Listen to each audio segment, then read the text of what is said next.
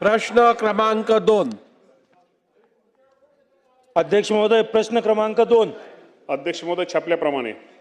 अध्यक्ष महोदय, प्रधानमंत्री किसान सन्मान योजना या निधीच्या योजनेपासून वंचित राहिलेल्या राज्यातील आणि माझ्या पंढरपूर मंगळवेढा मतदारसंघातील हजारो पात्र शेतकऱ्यांना न्याय देणारा हा प्रश्न आहे. अध्यक्ष महोदय, केंद्र सरकारच्या PM किसान सन्मान योजनेच्या या लाभार्थ्यांची यादी राज्य सरकारच्या नमो शेतकरी महासन्मान निधी योजनेसाठी सुद्धा वापरली जाते. यामुळे PM किसान योजनेतील तांत्रिक त्रुटी म्हणजे नमो सन्मान योजनेतील सुद्धा त्रुटी ठरत आहेत का? एका तांत्रिक चुकीमुळे शेतकरी केंद्र आणि राज्य अशा दोन्ही सरकारच्या मतीपासून एकाच वेळी वंचित राहत आहेत. योजनेसाठी 1 फेब्रुवारी 2019 ही कट ऑफ तारीख निश्चित करण्यात आलेली आहे.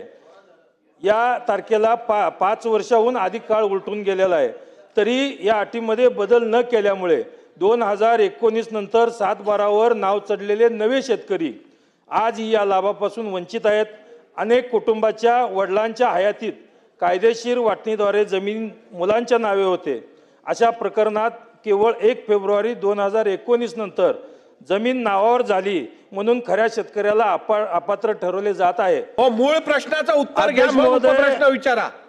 नुसत्या मंगळवेढा आणि पंढरपूर. अध्यक्ष महोदय, सदस्यांनी खूप चांगल्या सूचना शेतकऱ्यांविषयी त्यांनी मांडल्या.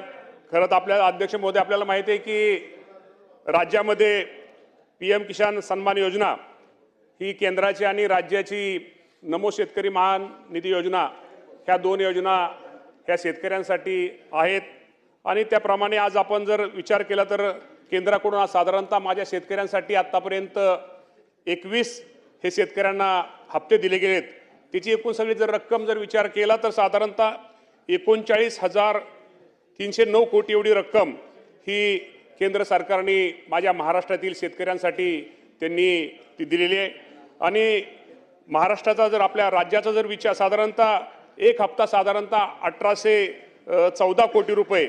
मगाशी जे आपल्या सदस्यांनी जे विषय विचारला की त्यांच्या सोलापूर जिल्ह्याचा त्यांनी विषय विचारला, तर सोलापूर जिल्ह्यामध्ये साधारणतः 6,99,000 लाभार्थी पात्र शेतकऱ्यापैकी साधारणतः 6,82,000 शेतकऱ्यांना आतापर्यंत आपण त्याचा लाभ हा दिलेला आहे.